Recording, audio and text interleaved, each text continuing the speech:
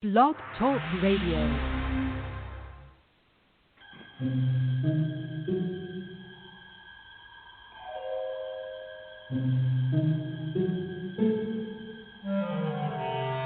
Archangels, ghosts, and Bigfoot, oh my. It's just another night for Supernatural Girls. Real stories, real answers to life's biggest supernatural mysteries. And now for another exciting interview with paranormal experts from this world and others. Here's your host, paranormal researcher Patricia Baker, on the one, the only, Supernatural Girls.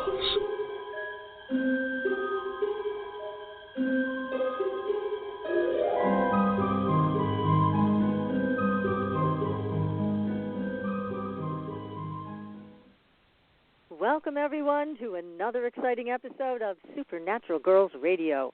I'm your host, Patricia Baker. I am here with my co-host, PK. How are you doing tonight, PK? Well, I feel like the piñata, and I'm going to take away the sticks. I'm getting tired of getting smacked. It's one of not those a good day. days. No. It's turned cool here. We're not used to that. Good. Well, it's good, but we're not used to that. Oh, you got really cool there. Okay. Yeah, I was surprised. It was like 40 this morning, and I'm going, woohoo. In Tucson? Yep, that's a big dip. But it's gone up, of course, throughout the day. But I tell you, trying to get ready for this Halloween thing, I tell you, is really driving everybody crazy.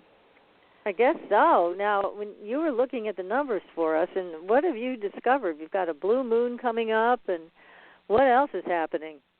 Well, one of the things that I took a look at, I was thinking, the history of Halloween, of course, goes back to the Celtics, to the Samhain situation. They've always had something. So in 100, it had to do with the bonfires and feasts and offerings of the souls of the dead.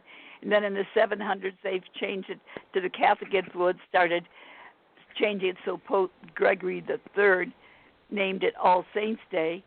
And then around 1000, the church also became November 2nd as All Souls' Day. And then the Irish and the Scottish immigrants, they changed it to Halloween. And then the early 1900s became popular with the teenagers, so they were running around and throwing parties. And in the 1930s, it became the Halloween, and it was called the dip because the celebration often came in the form of destructive pranks. And then in the 50s, they started Halloween to blow up trick-or-treat and running around doing that. And in 2019, it ended up being a $2.6 billion Halloween candy fest. We've come a long way. Road for Halloween, yeah. Yep. I started looking at that, and I thought, my God, I can't believe all that. But if you think about it, every generation, I should say, has its own way of pranking. In fact, I was looking at one thing here. Harry Houdini had done his water situation that he does where they put him in water. And he came out, and somebody punched him in the stomach. Ooh. And here, with all the things that he's done, what does he die on but Halloween? Right. Now, what did the punching of the stomach have to do with his death? Did it do something to him that then led to his death? It did. Because he used to be kept underwater. He would get out of his chains. Right, and he'd get out of the handcuffs and the chains and all of that. Yeah. So something had happened in that transition of that, and he started having stomach aches after he got out, and then it ruptured, and that was on Halloween Day that he died.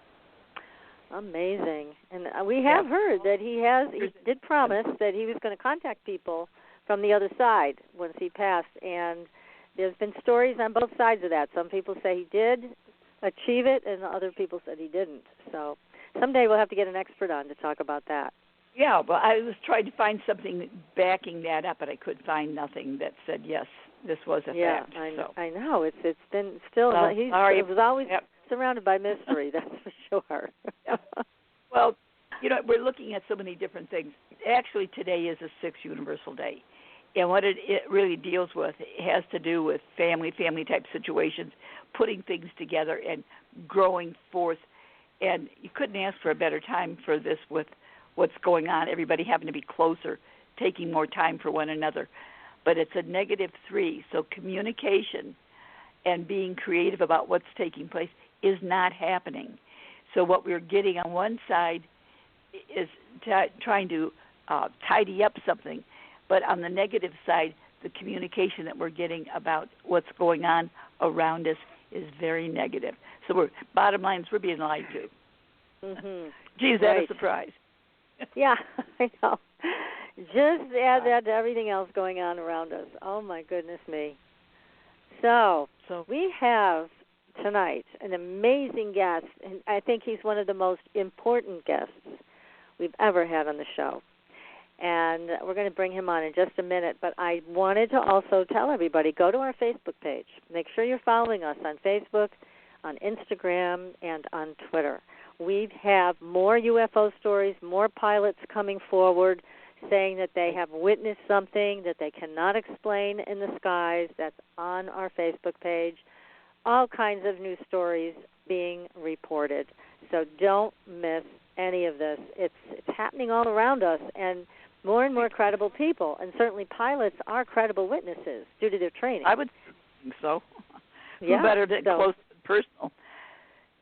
It's way overdue for them to come out with this information. We're being treated like little kids and put in a closet. Come on, folks, and let us out, give us the info so we can go on with what we need to do, because there's got to be a purpose for them hovering around, hanging around. What do we need to do to bring this forward? Exactly. And that leads me to our guest tonight. And he has written very important papers and books. He is a sociologist. His name is James Roger Brown. And he's also an intelligence collection and analysis methodologist. He's the author of Strategy and Tactics to Survive. And I just lost my internet, so hang on a second. Somebody doesn't want this out there. Gee, he must be very popular with the alphabet agencies.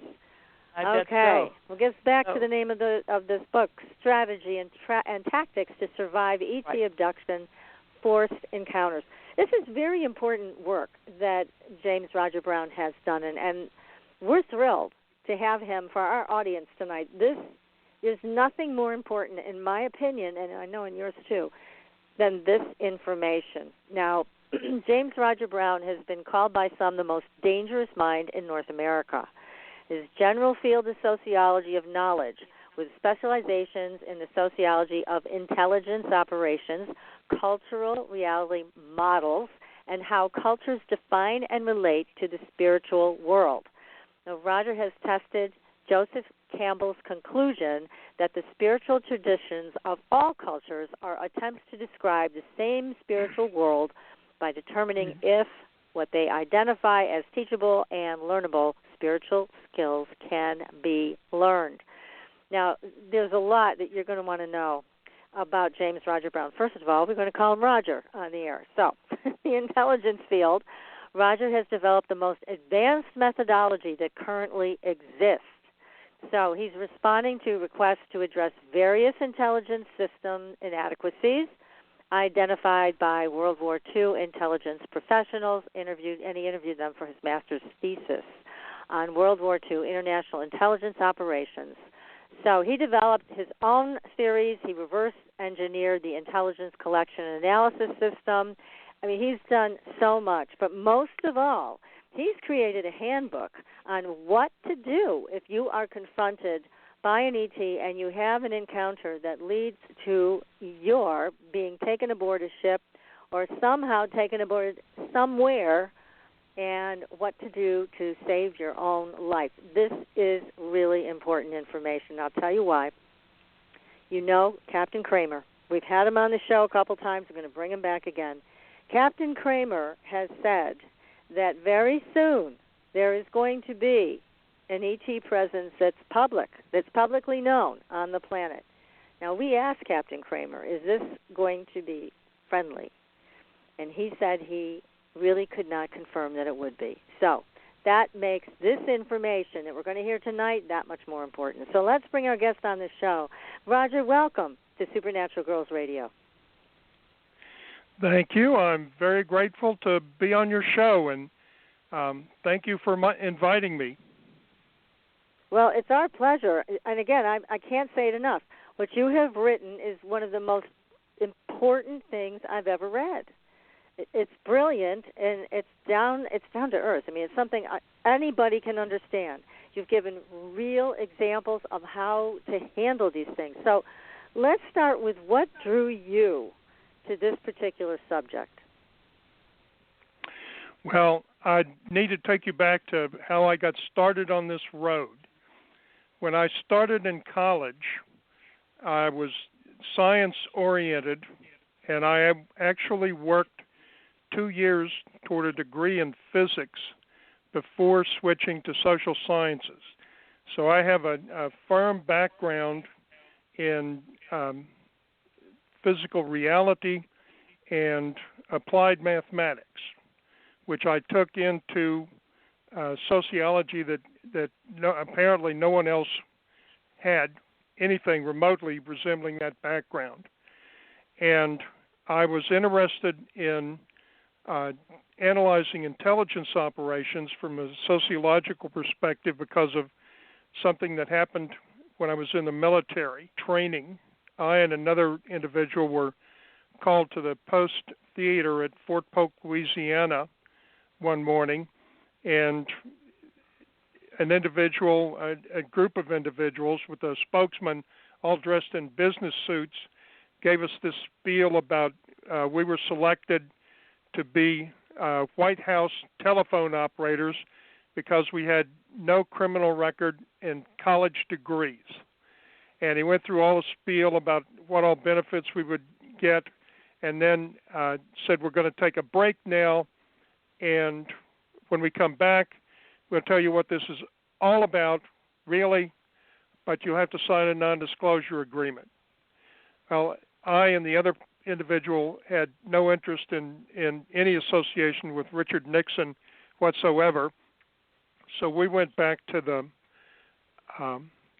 company, and when I was checking in, the senior drill sergeant said in a sinister voice, "So you decided not to go to Washington, huh?"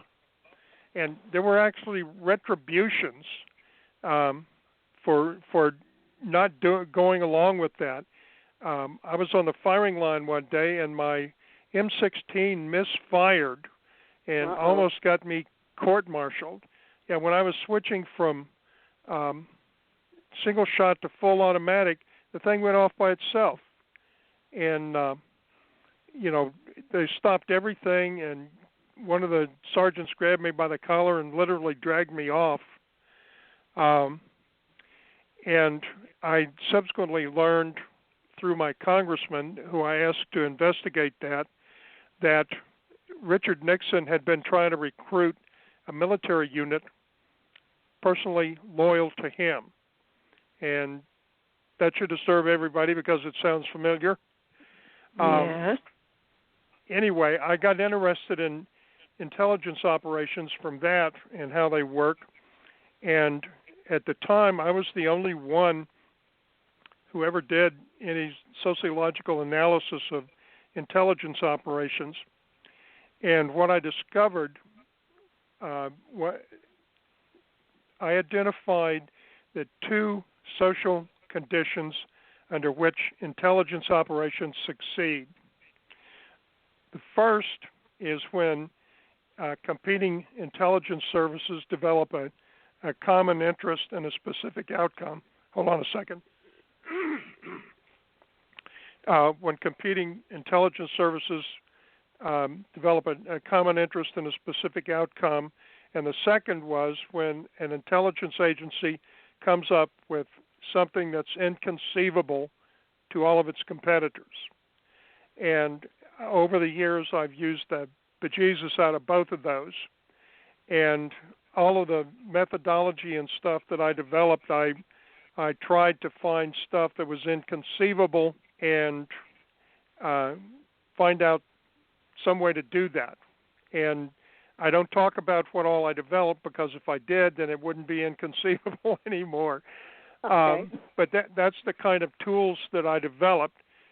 Some of them, like paired contradictory hypothesis testing, are based on existing philosophy but I actually developed tools to use it.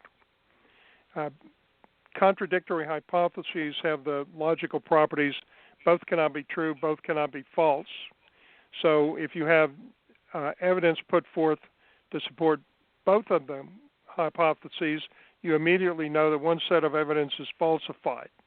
And there are other procedures for determining which one of the sets of information have been falsified. And may I ask you, which branches of the military were you active in, Roger? I was in the Army for 2 years. Okay. Thought so. Yeah, that was back when you didn't have any choice. Okay. And now, when your gun misfired, did you think it was sabotaged? Is that how it happened? Well, at the time there were reports that the M16 was defective sometimes, and there were reports. They even told us that in some cases M16s that we were getting coming from them had defects in them, like bent barrels and stuff, and the sergeants would straighten it out by grabbing the end of the barrel and slamming the M16 against the tree, and that's how they straightened the barrel out. Oh, jeez. Oh my goodness! But so I just didn't know getting back to my that happened because you weren't following orders. Analysis. I'm sorry? I just was wondering if that happened, if it was sabotage in some way because you weren't following orders, because you said there was retribution. Yeah, it's possible. I have no proof one way or another. I don't know whether it was a defective M16 or was sabotaged. Right. Either or both possible, as far as I know. Okay. Now, getting back to the people, two of the people that I interviewed for my Masters Thesis from World War II intelligence, one of them provided me with all of the information they had discovered in World War II and asked me in exchange for providing the information.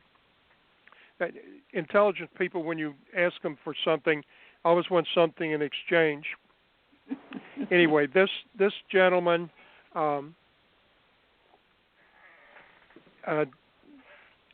asked me to find out everything I could about the extraterrestrials and why they were here. Mm.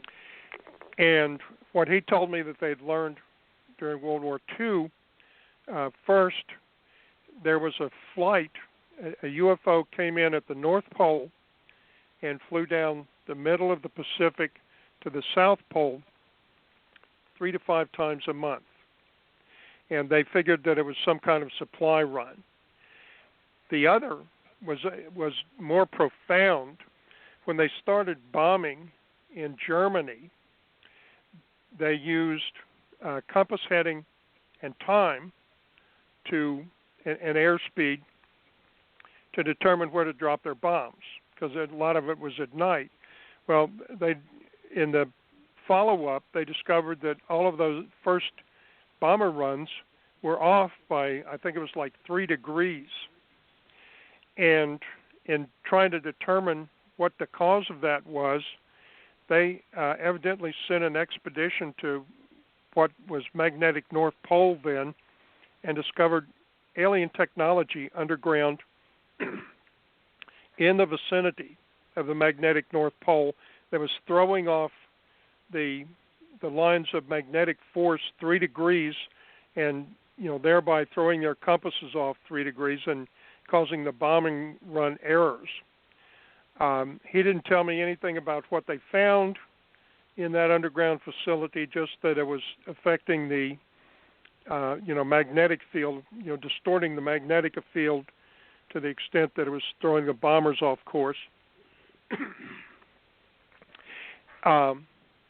The other individual who asked me to do something was more directly related to intelligence methodology. He told me and warned me that the intelligence system had been corrupted in the formation of the CIA, which in the mid-'60s, along with other intelligence agencies, as a policy decision, decided to work more closely with corporations, which basically means that they serve corporate interests above ours. And the last time any of them did anything to benefit the average American citizen was in the 1960s, early 1960s. Oh, my gosh. That was a long time ago. Yeah. Well, for sure. I'm sorry, I didn't understand your question. I said I can't get over how they're able to get away with doing what they did at that point in time. Well, they've expressed their animosity a number of times. I've survived 16 attempts to shut me down.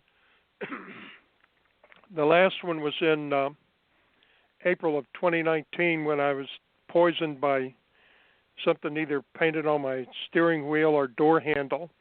I just happened to be on my way to an appointment in a hospital complex. At the time, I was recovering from joint replacement surgery and doing physical therapy 3 times a week. And I was on my way there when whatever it was they hit me with took effect. My blood pressure started dropping. I developed muscle spasms.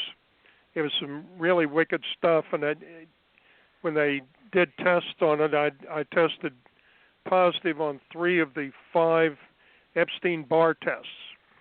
Ooh. Which indicates that it was something that affected my central, my immune system. Good grief. That's horrible. Yeah. How many times had they done this to you? I mean, in different ways. Well, various sundry things. 16 times over the years since 1978. My good. When my Masters Thesis was finished and put on the library shelf in the University of Memphis library, at that time it was Memphis State,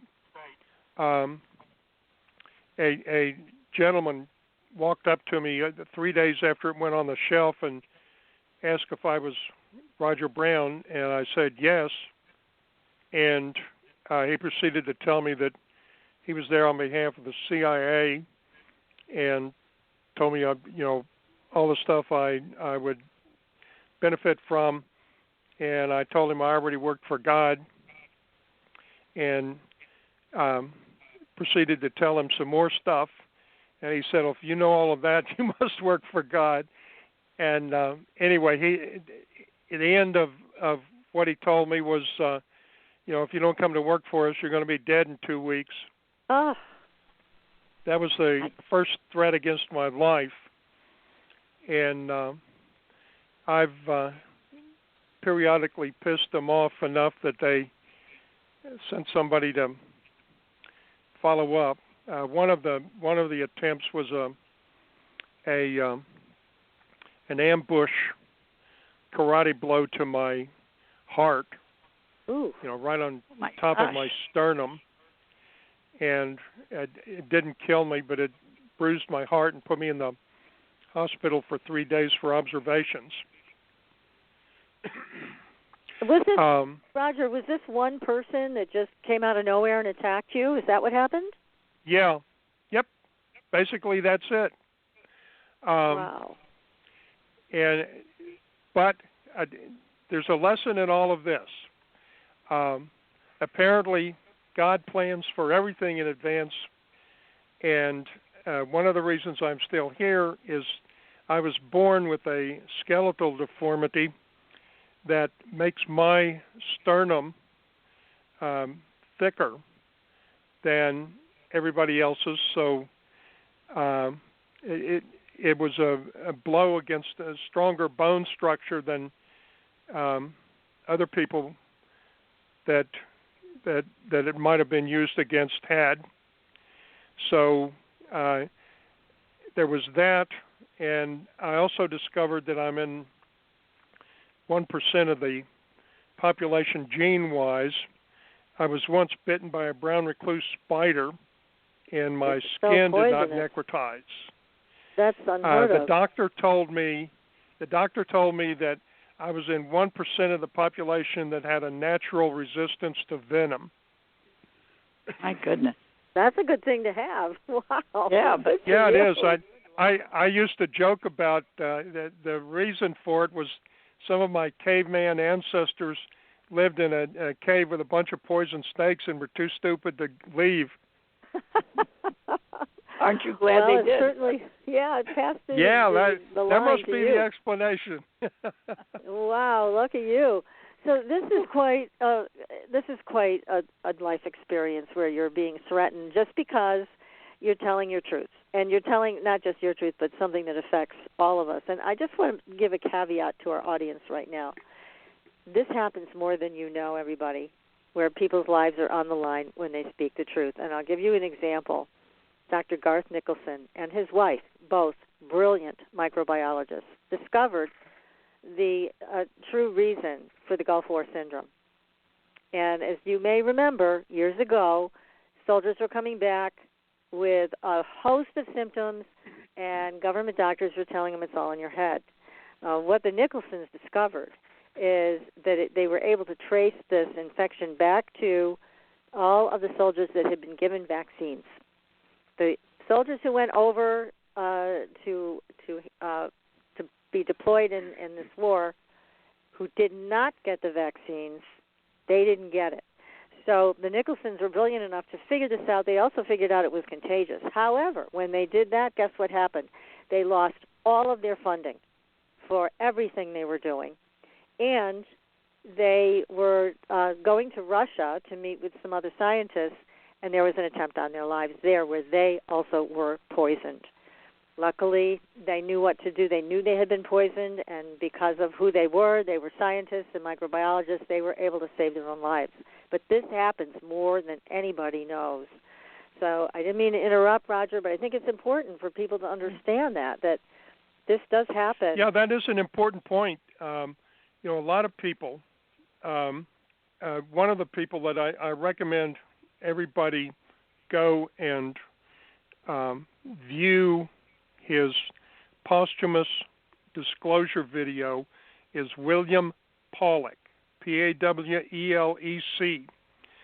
He was basically an intelligence facilities security engineer.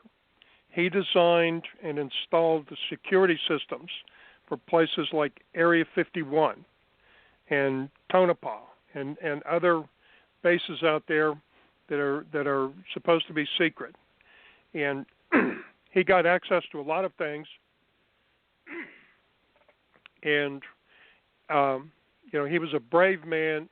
I knew him personally, and he was the second person that I worked on ET intelligence collection and analysis with. One of the individual who told me all the information from World War II, I worked with him while he was alive, and then after his death,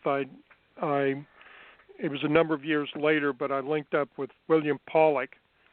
He and Vance Davis were on the Art Bell show at the time, and they were talking about UFOs, and I called in and told him that I was working on intelligence analysis methodology to apply to extraterrestrials. And he gave me his phone number and told him to call me after the show. And we linked up and were probably in just about daily communication after that. He told me one important detail that confirmed something I suspected. Some forest rangers had told him that they were out patrolling and came up to a clearing, and there was a UFO in it, and there were some little grays carrying this pod over to an overhang where they hid it, and it was pointed down toward this city down in the valley below where they were. They left it, got back in the little UFO and took off. And a forest ranger saw all of it. And that confirmed for me that they do have surface operations. So I was able to start looking for them, and they have automated systems. There's little spheres up in the atmosphere, a grid of them around the entire planet. And one of the things I discovered was that you do not have to have a full-blown invisibility cloak. You just need to be able to neutralize whatever electromagnetic frequencies the species can detect, humans. So all you have to do is neutralize the light frequency, the hearing frequencies that we have, just those limited things, which is much easier to do than a full-blown invisibility cloak. And anyway, they use that to hide these little drones up in the atmosphere, the spheres, and occasionally that shielding breaks down, and they get captured on Google Earth. At one time, there was one visible over Florida that there was a photograph of. Anyway, I started collecting all the information I could. I analyzed all of the abductee accounts and pieced together that they were doing intelligence collection because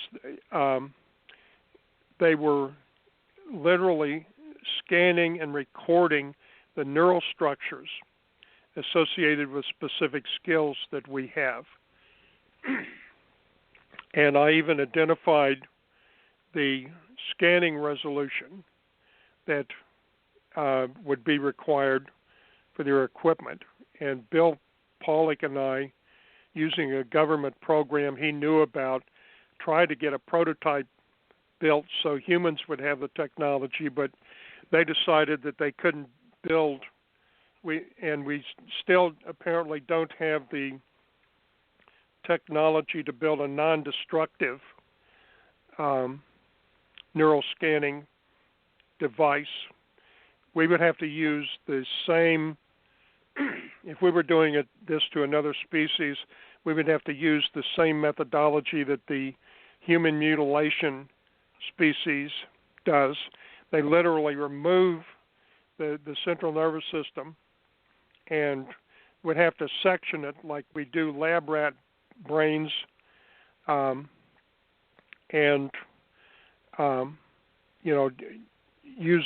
put the thin slices and analysis through a computer or a scanner or something, and then piece together the neural structures using that technique. So it obviously kills the person or animal that they're doing this to. Yes, it but does. Let me ask you. Let me just stop you right here because I need to ask a couple questions. We've had a lot of people on the show that have their own opinions as to where these beings are coming from. We've heard people say they're interdimensional only. We've heard people say that they are from other planets. And, I mean, there's a whole host of theories. Some people say they're time travelers, that these beings are us from the future and they're coming back. What do you think? Well, time travel is tricky. The technology to do that, it requires less energy to go into the past and come forward.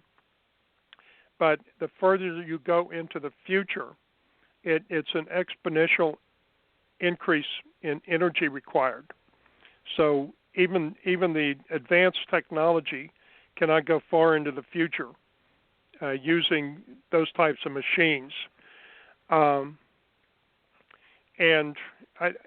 One of the things that really bugs me is that people talking about other dimensions and things like that. There is only one reality, and it's divided into a low energy domain, which we live in, and a high energy domain, which is the spiritual level. And I can give you an example and proof that there aren't multiple realities and, other copies of you running around. Are you familiar with the twin effect? Well, tell us what that is. Twins know what's happening to each other. Right. Do you know why that works? We are familiar with that. They're very, very closely aligned, yes. Well, that works because of quantum connectivity. Literally they came from the same egg and were part of the same matter. And an experiment called tested the Bell inequalities. The French did this. They took binary particles, which are two particles that are linked. One's always positive, one's always negative. You change the charge on one, the other particle automatically changes. And they took them farther and farther apart and discovered that no matter how far apart, the change was instantaneous and it operated faster than the speed of light. And that's why there's literally a quantum level connectivity between twins. You and I both have the potential to process quantum level sensory input, but we have to do special exercises to learn it, like go to a Buddhist monastery or something and spend a few years there. For a million years, yes. But then what is your thought? Are these ETs let me make my point here. Okay. Let me make my point.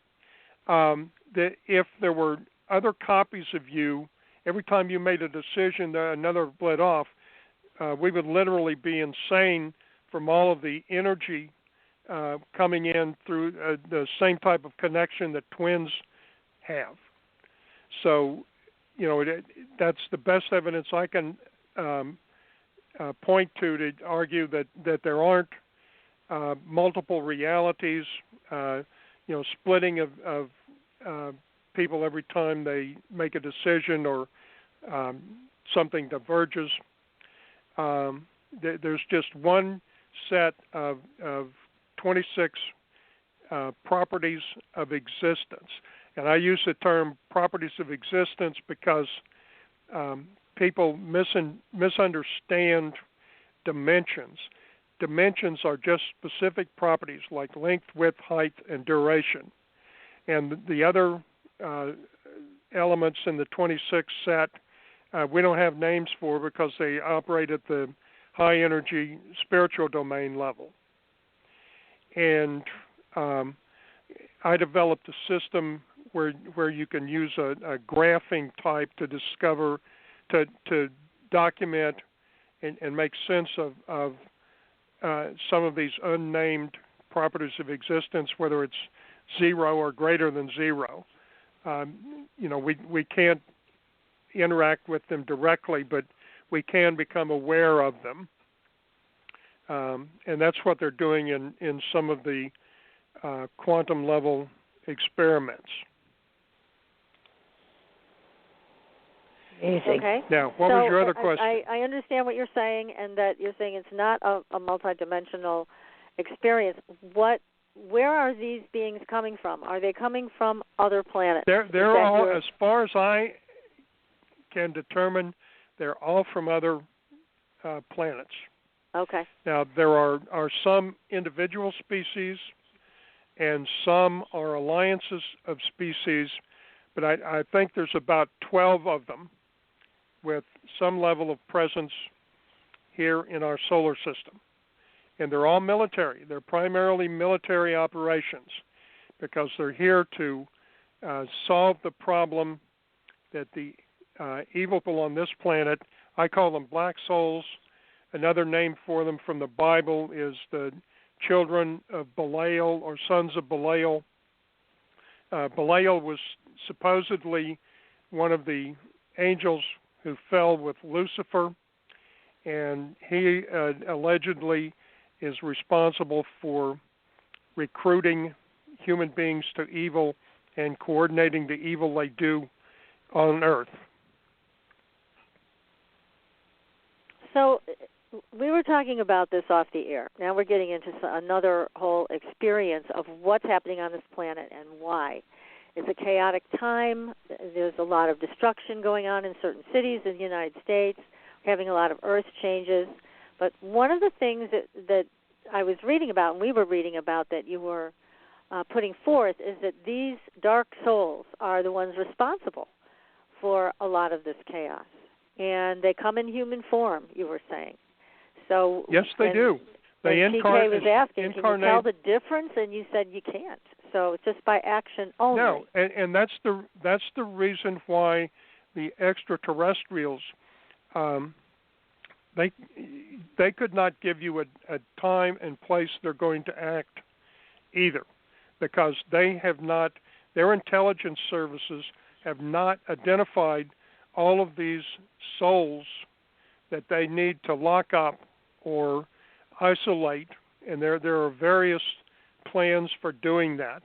One of them actually has a device that when they identify these people, they just throw them in it, and it locks their soul in their body.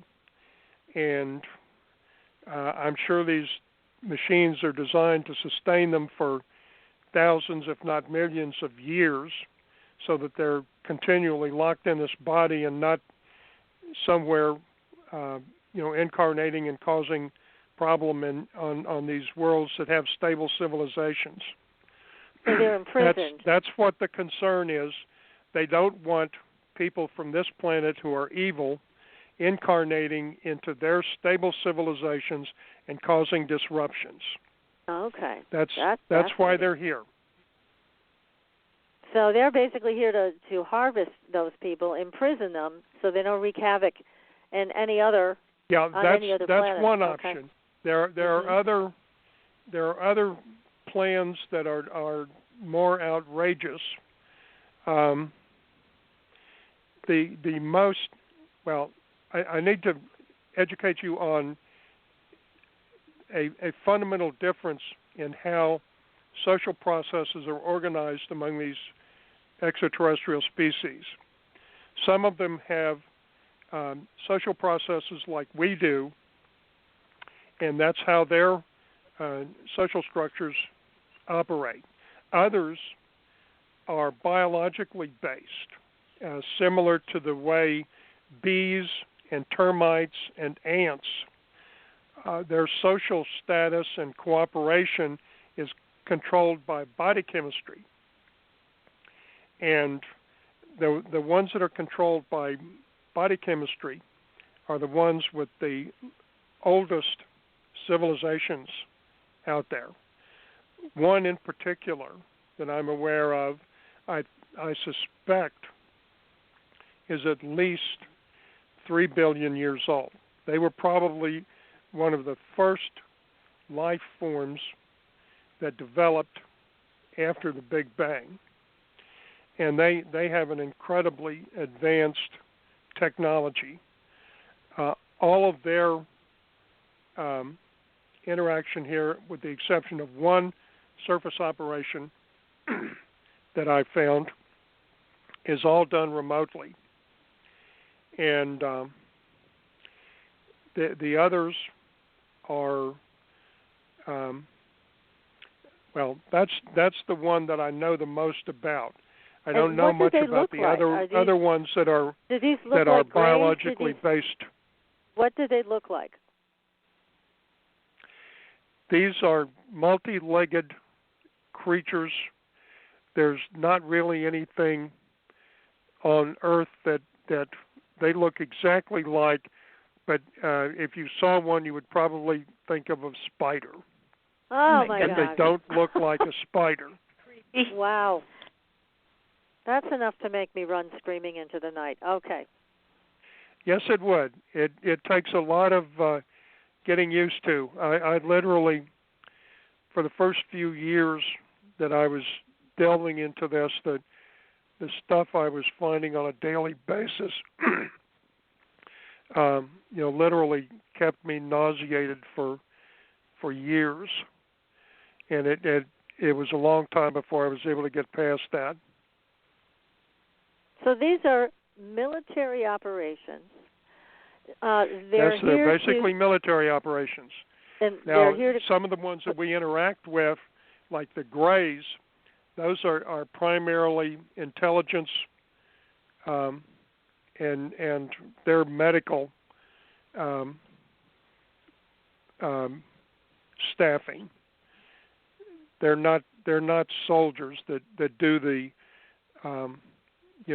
that abduct people and record their neural structures. So we haven't seen the Greys military units in action. I just am aware of their ability to do the wall of fire around the planet. We've had the technology that they would use to do that for probably more than 150 years, but nobody's thought of jacking the flow rate up to something that would accomplish that. So let's get to your paper and your book on the strategy and tactics to survive ET abduction and forced encounters. Now, I thought what you had said was perfect, and I was wondering if you could share a few points from that for our audience tonight about what to do to stay safe, to stay alive. Okay. The most important thing to remember is stay calm. Because if you get fearful or other strong emotions, it causes physiological changes that narrows your field of vision and stops you from being able to think rationally. So you need to stay calm as you can and pay attention to what's going on. And one of the early things that I say is, if you detect something strange going on, it might be best to vacate the area. But if you can't do that, if you're immobilized or they've got their hands on you, just stay calm, observe what's going on, and try to use your skills to understand how they're interacting, find out if they speak your language. And this is another point that I make. Any kind of intelligence operation that's operating in an area, whether it's a foreign country or another planet, they're going to have somebody that speaks the language where they're operating.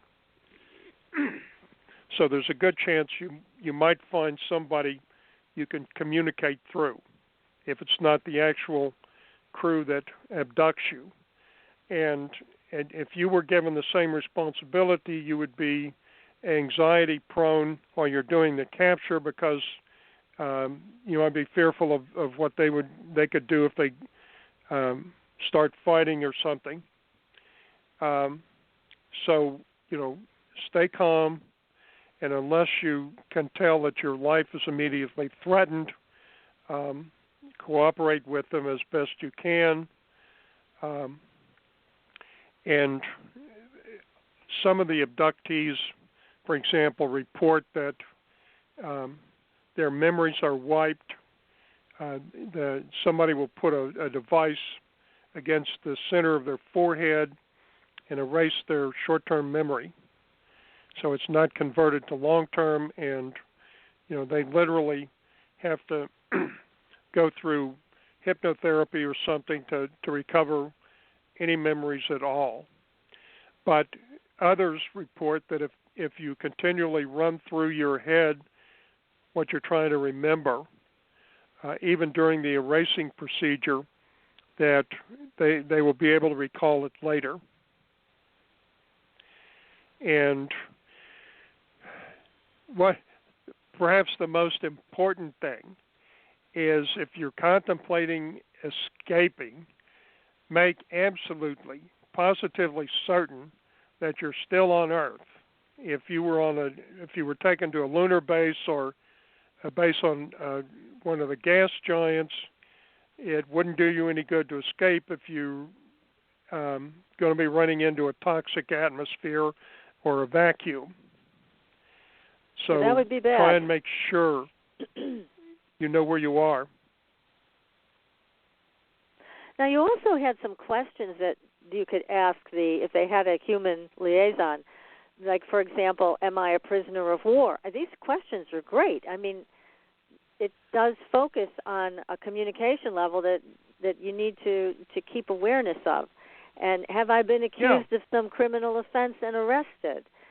And also, you bring up the issue of rights. What are my rights under any interspecies treaties, agreements, accords, legal code, military law, or military rules of engagement? Because, yes, don't we have that? Doesn't our government have treaties with some of these entities from other planets? The only agreement that I know of is codenamed Project Noble, Noble. Second word is Amilica, Amilica. That's how I was told it was pronounced. It's at Edwards Air Force Base, and it's a trade agreement. They provide industrial capacity to one of the ET species in exchange for whatever technology they want to get. What they will do is estimate how much time and money it would cost to develop that technology, for humans to develop that technology, and then they trade the ETs that amount of value in industrial capacity, production toilet paper or light bulbs or whatever the ETs might be needing for supplies. Even if you can travel light years, that just means you've got a longer supply line. So, in extreme cases, it would be easier to trade locally than having to haul stuff trillions and trillions of light years or something. And did we ever agree to trade people? Did we ever agree to that with them? Question. I don't know about selling out people, but it would not surprise me. And, as with the human mutilations, I have also heard rumors about the experiments that ETs were allowed to do on human beings in underground facilities. That is very possible, but I do not have any direct knowledge of that. Okay, because we have heard that they've been used as bargaining chips. I do know chips. that they have some ETs imprisoned that they captured. I guess maybe some of the ones from Roswell or other incidents. Go ahead. Where were they kept? The one that I knew about was in a cavern in one of their underground tunnel complexes that had a security door on it. Okay. So we have a couple of theirs, and they have a whole bunch of us. Yeah. That ET managed to escape, but I'm not going to go into how. Okay. What state was the ET put? I mean, where was he held captive? He was somewhere in one of the western states. I would say from the terrain above ground, it was maybe Arizona or Nevada. It was a deserty surface area. Mm-hmm. Amazing. Yeah. There's so much, Roger, that's going on. Let me get back to what I view as one of the failures of our government.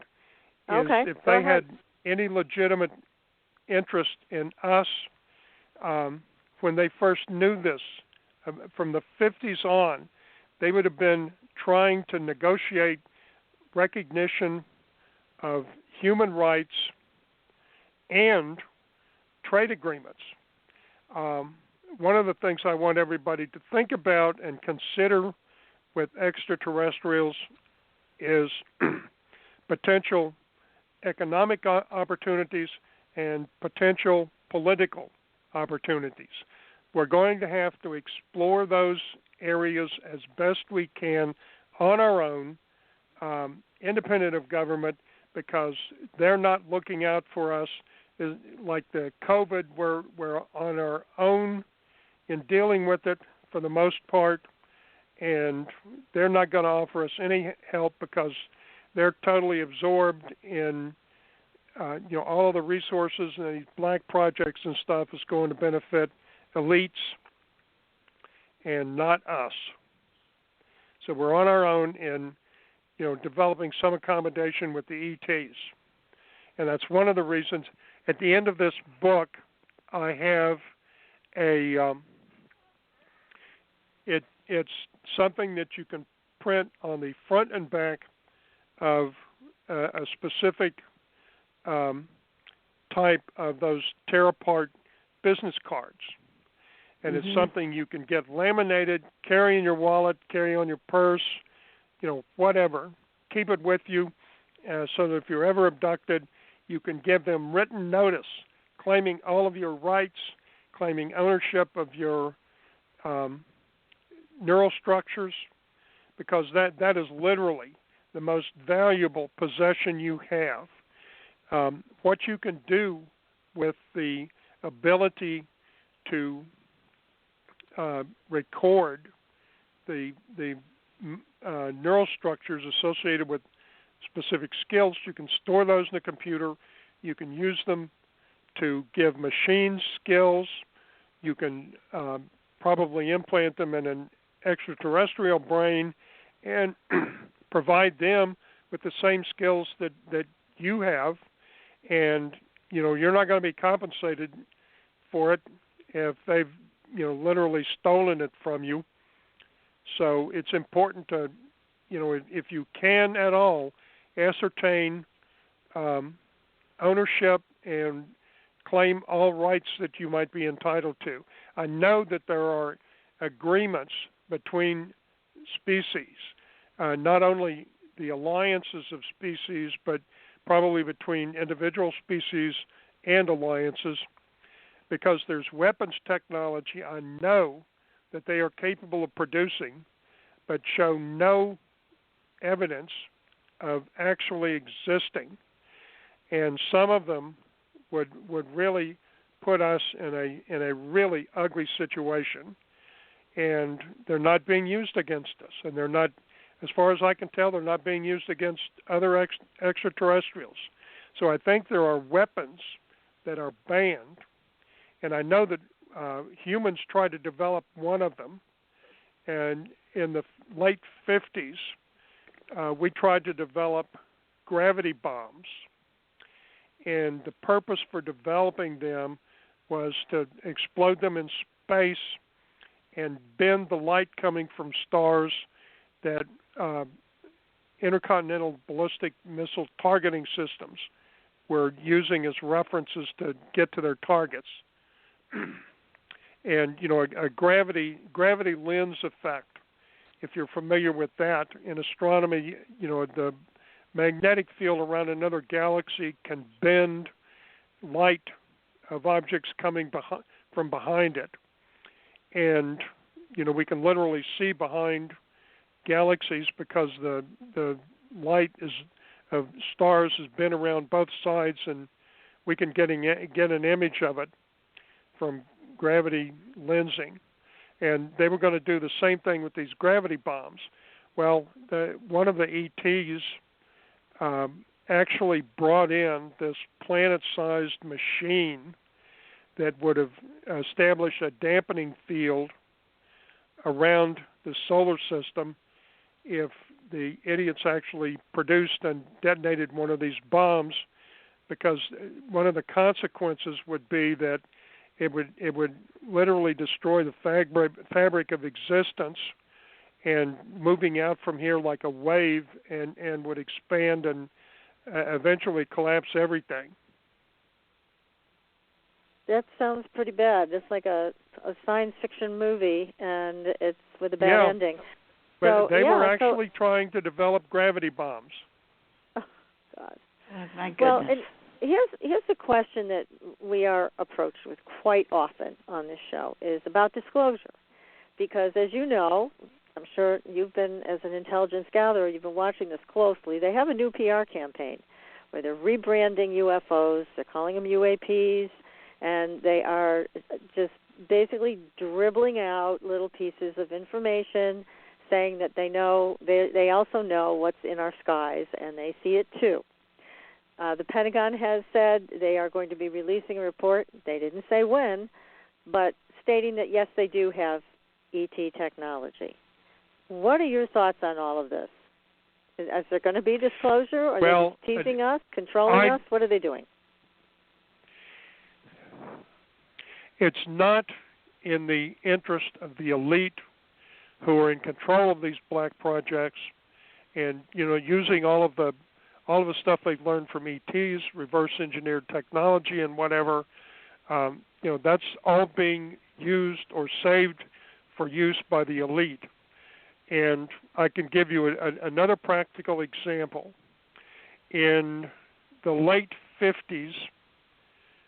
No, I'm sorry, that in the late 1940s, right after World War II, or the early 1950s, the Office of Naval Intelligence produced a classified archaeological report of the evidence of prior civilizations on the North American continent. According to law, everything should be declassified after 35 years. That document I know exists because I've spoken to people from World War II, from Korea, and from Vietnam. This report was circulating among the intelligence good old boy network, and it is still not declassified. Now, I even went to the extent I contacted the National Archives, and I looked for the report. They know nothing about it. I looked for announcements, job announcements from that period, looking for archaeologists or anthropologists. Nothing. I looked for payroll records. Nothing. Somebody is classified, has classified every shred of evidence that this book, this study exists. And I've continued looking for it, but to date, even the people I talked to that read it, it was so long ago they couldn't remember the exact title, the author, or who the custodian of the record was. That's the key thing. You have to file a FOIA request with a custodian of the document. And if you can't find who the custodian is, you can't file a FOIA. Right. And that's an example of the extent that they will go to keep secret, something that rationally, what could be in the archaeological record that would be so fantastic that we wouldn't be able to handle it. Right. We giants are discussed as a possibility as having existed. What else could there be that would cause whoever these elites are to keep this kind of information classified? And it's an example of the same thing they would do with information about extraterrestrials. And one of the important things about classified projects is all of them have at least 7 levels of cover stories. the Roswell incident is a good example. Originally they said it was a crashed UFO. Then they said it was a weather balloon. Right. And then there was, when that didn't fly, it was something else. Then it was test dummies that fell from the sky from parachute balloon experiments or something. So any covert operation is going to have at least 7 levels of cover story. In case, if you knock one down, they bring out another one and another one and another one. And, some of the really black projects probably have 20 levels of cover stories. Jeez. Already prepared. So that if you, peel one level of the onion off, you just come to the next one. And, you got to keep peeling to get to the core. So that's a demonstration of the extent these people will go to keep, whatever they deem. Basically, yes. Yeah. They're protecting their own interests. Deem that we shouldn't know. But then why are they letting some of these things out now? Like the Tic Tac stuff, and I mean they're like letting out little pieces of it. Tucker Carlson on Fox News is now reporting on UFOs, bringing military people onto his show to talk about sightings and experiences and things like that. They're allowing that. Why? Well, look at it. What exactly can you learn from the Tic Tac object that you didn't already know? UFOs exist. Right. Most people already understand that. Right. But, I do. What does it tell you about their technology? Is there some? Is it enough information to rebuild something? What exactly of value do you learn from, what it is that's trickling out? And when you start thinking of it that way, you quickly see that it's, not really anything of substance. It's just, look over here, look over there, look over there. Mm-hmm. Ongoing distractions. Well, one of the things we were wondering about, and maybe you have an answer to this as well, Roger, is it appeared as if they were getting pressure from somewhere to at least release these tidbits of next to nothing, whether it was from other governments like Russia or China saying we're going to release what we know first, or maybe from the ETs themselves. Is there any possibility they are getting pressure to release more information? Well, on the ETs, I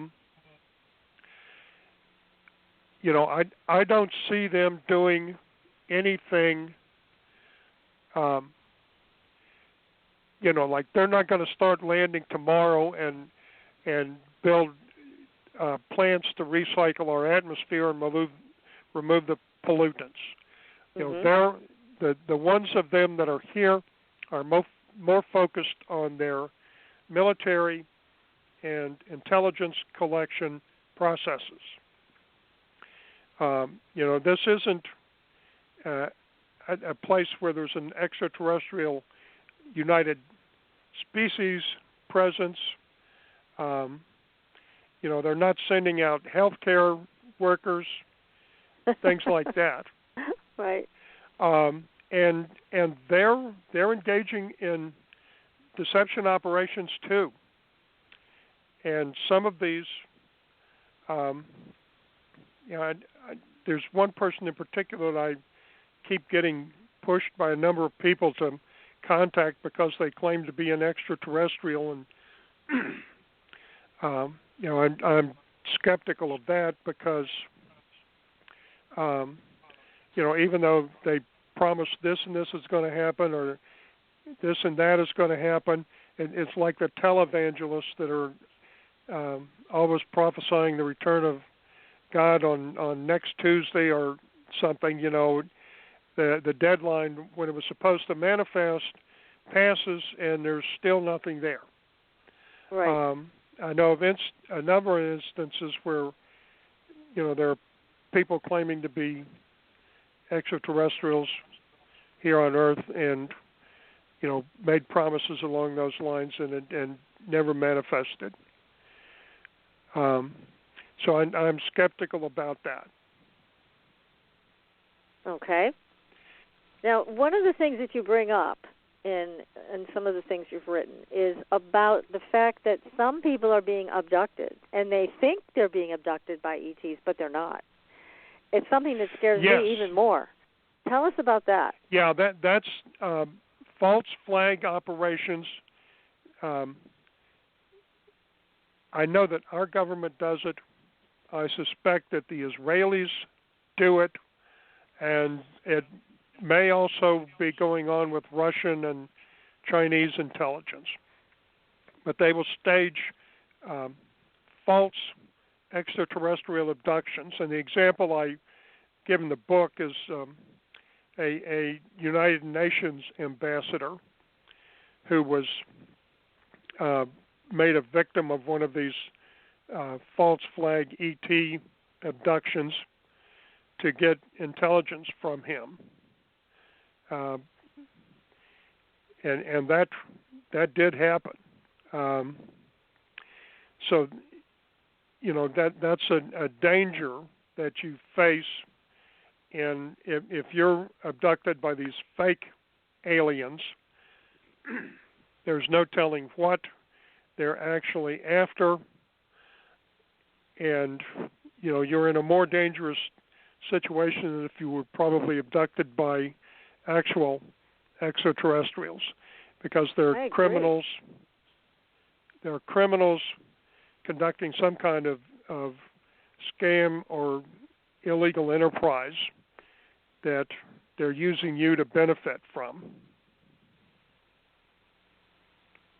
Also, and one of the things may be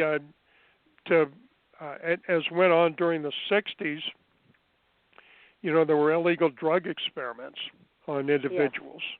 Right. And, these ET false flags could be used to conduct chemical or biological agent experiments using you as a subject.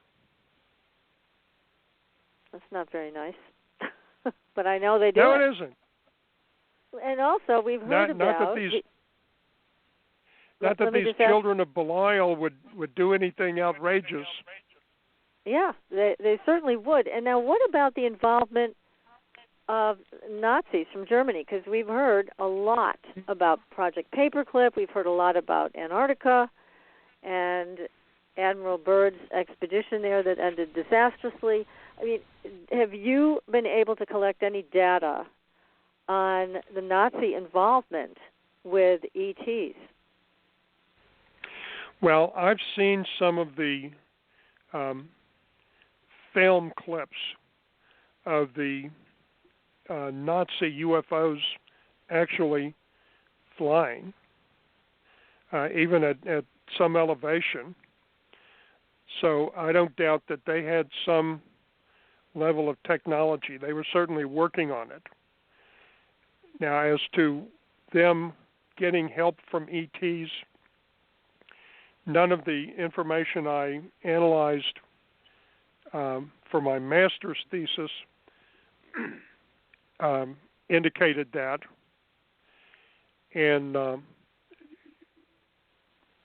part of what I used was a book that was written from a trunk Abwehr files that were discovered after the war.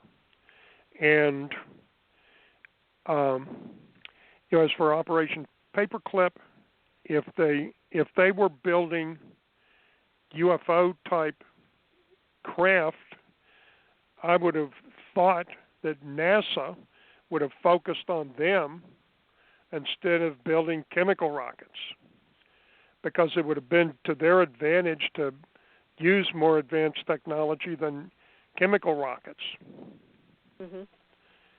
especially if they wanted to, make major advances in space. I know that there were classified experiments using captured chemical rockets. I suppose William Pollack probably comes closest to having some information about that in his video about what he discusses. Mm-hmm. We're going to have to post that so people can watch that. It just sounds fascinating. What about some of the people we've had on the show talked about aliens who are helping us, ETs who are here to help? And we've heard about Valiant Thor. We've heard about the Pleiadians. And I was wondering if you've had any experiences or you've found any data on that. I haven't. Among the interactions that I've had, does not include any of those, any individuals claiming to be from there. The only interaction that I will go into detail about was the first one I had when I was 13 years old.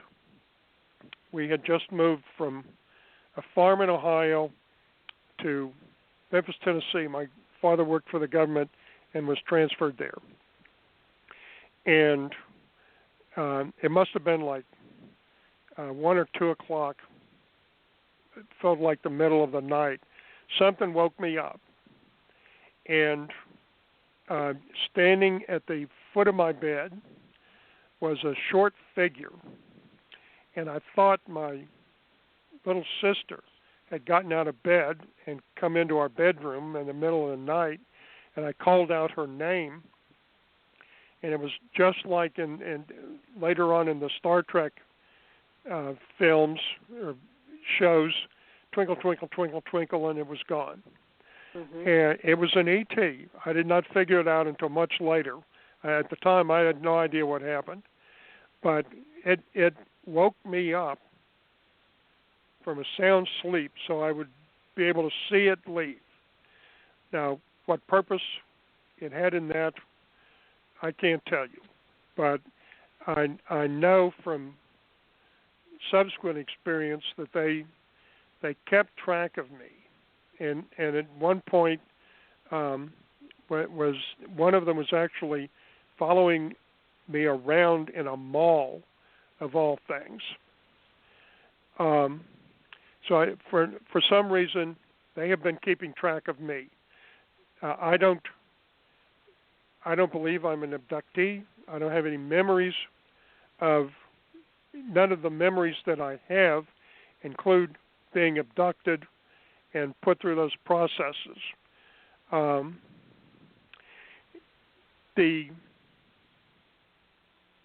tell you this much more.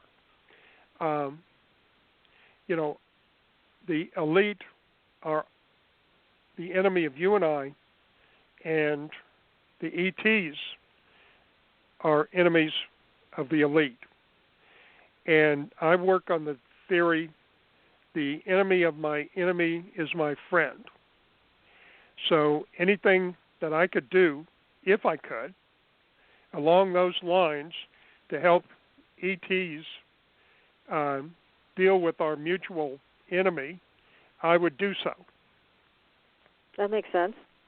You can fill in the gaps on that. Yes.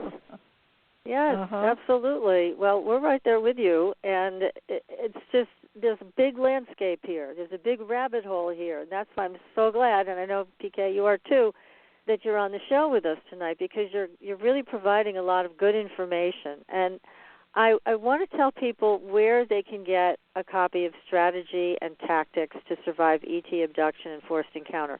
Where can people go to get that, Roger? They can go to my website, which has a shopping cart page. The website is www.thesociologycenter.com. That should be easy to remember. Thesociologycenter.com. THESOCIOLOGYCENTER.com. And if you have trouble remembering that, the replay of this show is available immediately after the end. So you can go back and listen to it 10 or 20 times. Right, and boost their ratings. We'll also post it on our Facebook page so that you can all go there and get that information for yourself. I think it is tremendously valuable, and it's an interesting take on all of this, because it really is putting the power back on us and saying, you do have power in this. You do have skills you can use in this. Just everything that you described made so much sense. I mean, that you pay attention to where you are, your surroundings, every single thing that you can remember, you're going to remember. And you, again, I think it's for a lot of people. Right, staying focused. Don't give in to fear.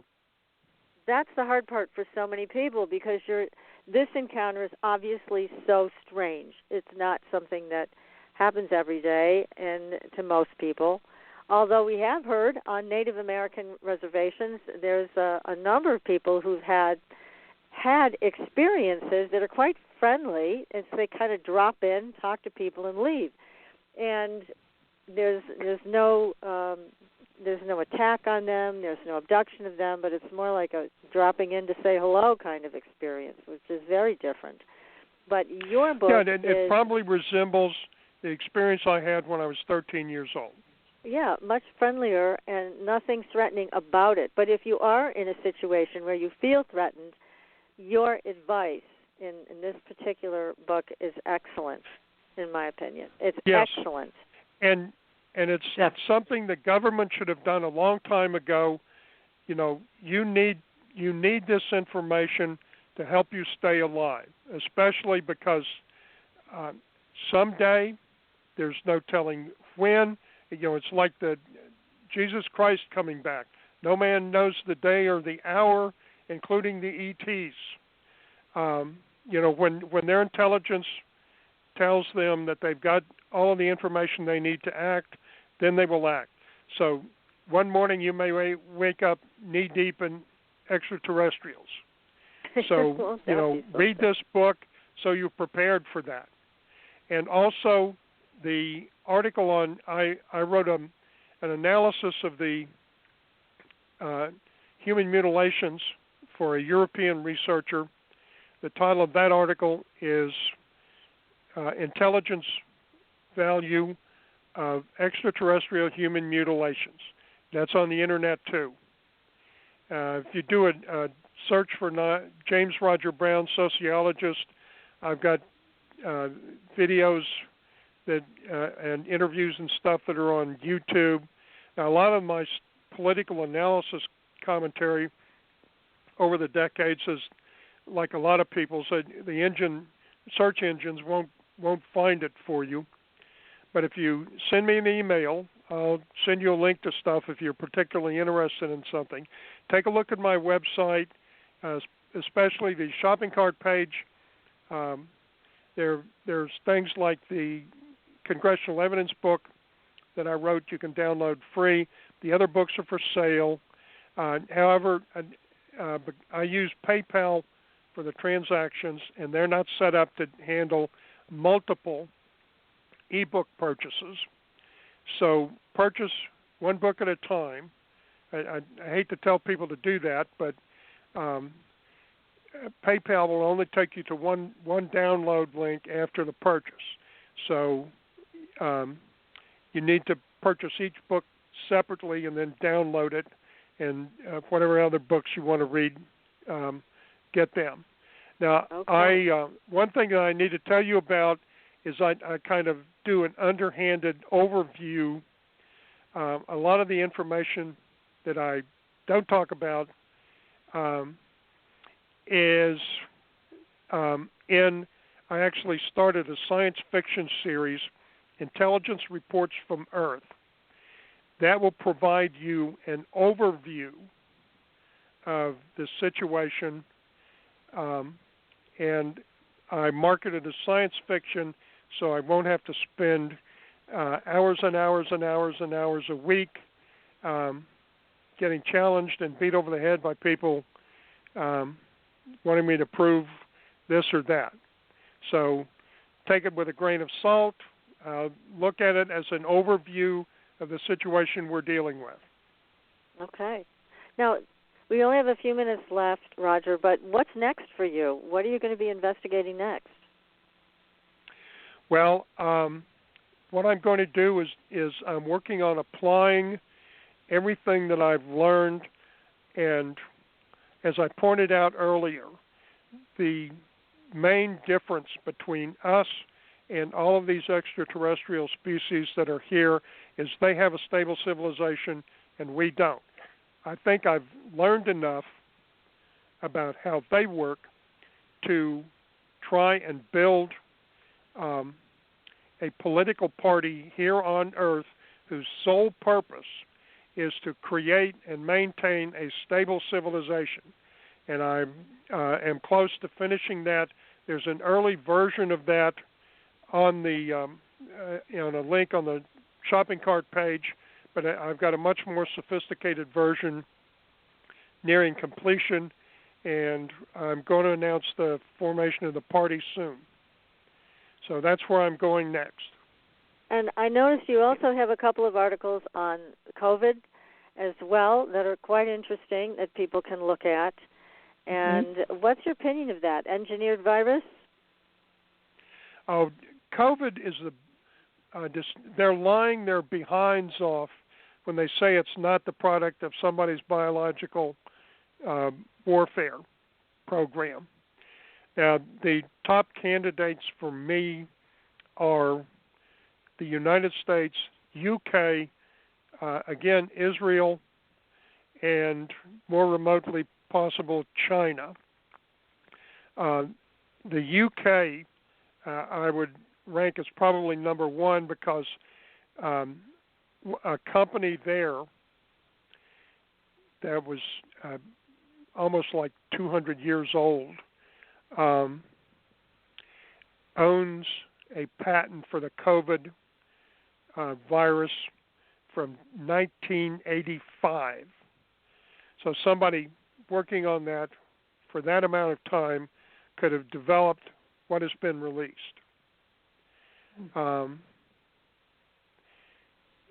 So, somebody else has made that connection and, accused one of the billionaires of being linked to it, which is, I don't have any direct information on, but, anything is possible these days.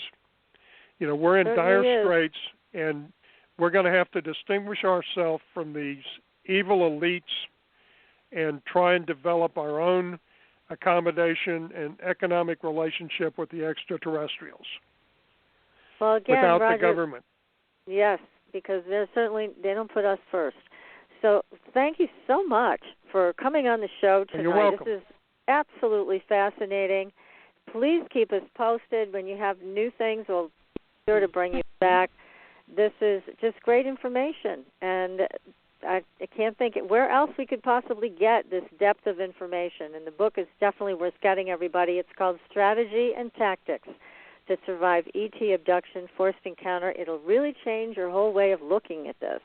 Your consciousness will be greatly expanded, and you will feel very empowered by the information that Roger has put forth in that book.